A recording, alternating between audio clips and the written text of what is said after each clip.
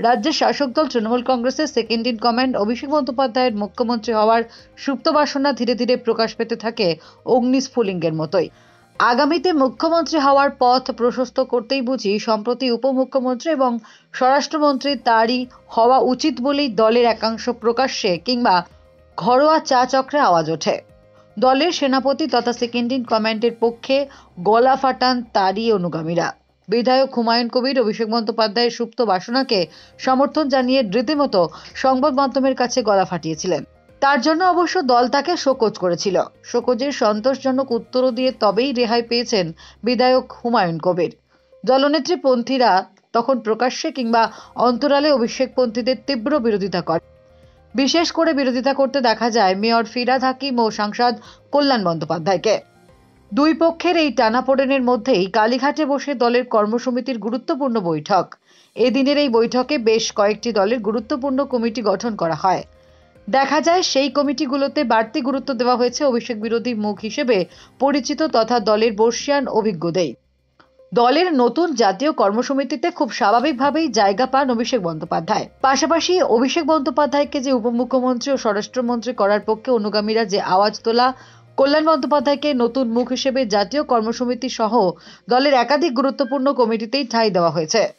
কিন্তু খুবই আশ্চর্যজনকভাবেই দেখা গেল গুরুত্বপূর্ণ দলের জাতীয় শৃঙ্খলা রক্ষা কমিটি এবং শৃঙ্খলা রক্ষা কমিটিতে অর্থাৎ সংসদ জায়গা পেলেন না অভিষেক বন্দ্যোপাধ্যায়। উল্লেখ্য, এদিনের বৈঠকে একাধিক বিভাগ তৈরি করে দলের মুখপাত্রের নতুন তালিকা তৈরি করা হয়। সেখানেও দেখা গেল মুখপাত্রদের কোঅর্ডিনেটর করা হয়েছে অরূপ বিশ্বাসকে। শুধুমাত্র দিল্লির বিষয়ে দলের হয়ে বলার জন্য ছাড়পত্র দেওয়া হয়েছে অভিষেক বন্দ্যোপাধ্যায়কে। অবশ্য সেই কমিটিতে অভিষেক ছাড়াও রয়েছেন ডেরেক ওব্রায়েন, কৃতি আজাদ, সুস্মিতা দেব, কাকলি ঘোষ দস্তিদার ও সাগরিকা ঘোষ। প্রসঙ্গত, এই ঘটনার কয়েকদিন পরেই তৃণমূল সুপ্রিমো ঘোষণা করেন দলের গুরুত্বপূর্ণ পদের জন্য অগ্রাধিকার পাবে দলের প্রবীণরাই। এমন অনেক বিষয়েই কড়া পদক্ষেপ নিয়েছেন মমতা বন্দ্যোপাধ্যায়। তিনি মন্ত্রীদের কাজ করার জন্য কঠোর নির্দেশ দিয়েছেন। বিশেষ করে সরাসরি জনসংযোগ ও জনগণের উন্নয়নের সঙ্গে যুক্ত দপ্তরগুলোকে বাড়তি সতর্ক থেকে কাজ করার নির্দেশ দিয়েছেন। তৃণমূলের পরিষদীয় বৈঠকে তিনি স্পষ্ট জানিয়ে দিয়েছিলেন, দলের নেতৃত্ব নিয়ে কোনো বিতর্ক নয়, দলের শেষ কথা তিনিই বলবেন। এবার তিনি মন্ত্রীদের উপর চাপিয়ে দিলেন বেশ কিছু নির্দেশিকা। আগামী 26-এর নির্বাচনকে সামনে রেখে তিনি এখন অনেক কঠোর। তাই বিভিন্ন দপ্তরের কাজকর্ম নিয়ে খোঁজ খবর করতে শুরু করলেন বাংলার মুখ্যমন্ত্রী। একাধিক দপ্তরের মন্ত্রী ও অফিসারদের নিয়ে বৈঠকও করেছেন। যেসব দপ্তরের সঙ্গে সাধারণ মানুষের সরাসরি যোগাযোগ রয়েছে সেগুলোর কাজ দ্রুত শেষ করতে বলেছেন মমতা বন্দ্যোপাধ্যায়। আর প্রতি সপ্তাহে কাজের হিসেব দিতে নির্দেশ দিয়েছেন মুখ্যমন্ত্রী বলে সূত্রের খবর। প্রতি সপ্তাহে একবার করে মন্ত্রীদের রিপোর্ট জমা করতে হবে যে কাজ কত দূর এগোলো। কয়েকটি দপ্তরের রিপোর্ট তিনি সরাসরি নিজে চেয়েছেন। এই দপ্তরগুলোর তালিকায় আছে পূর্ত, জনস্বাস্থ্য, কারিগরি, পুর, নগরোন্নয়ন, কৃষি, সেচ ও জলসম্পদ, পরিবহন, স্বাস্থ্য সহ আরও বেশ কয়েকটি। সরাসরি সাধারণ মানুষ এই দপ্তরগুলোর সঙ্গে যোগাযোগ রাখে।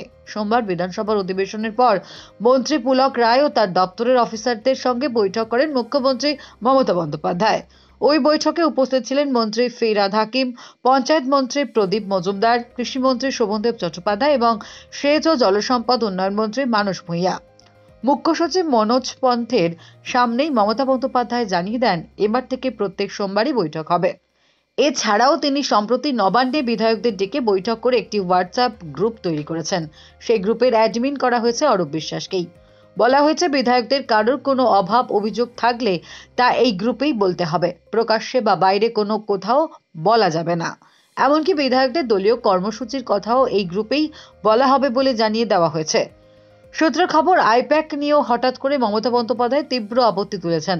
বাংলার রাজনৈতিক মহল মনে করেন 2021 সালে তৃণমূলের ব্যাপক সাফল্যের পেছনে আইপ্যাকের প্রধান তথা ভোট কুশলী প্রশান্ত কিশোরের বিশেষ ভূমিকা ছিল।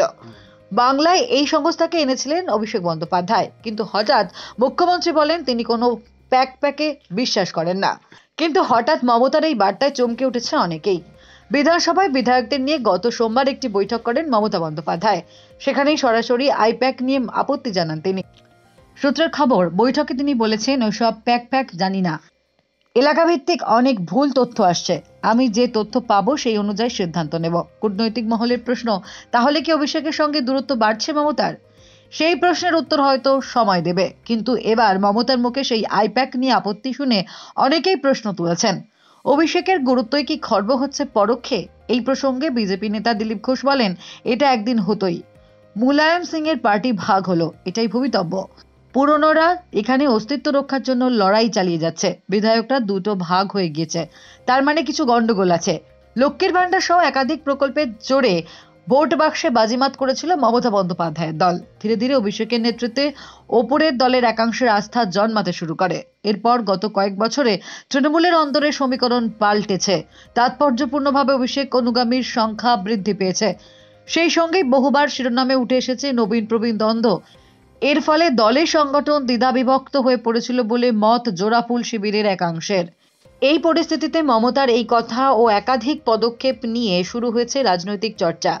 সে যাই হোক না কেন, দলের সেনাপতি অভিষেক বন্দ্যোপাধ্যায়ের বিকল্প কেউ নেই বলেই দলের একাংশের অভিমত।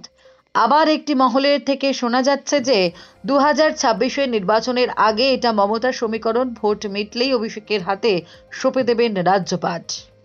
Bureau report, Durnibar Bangla news.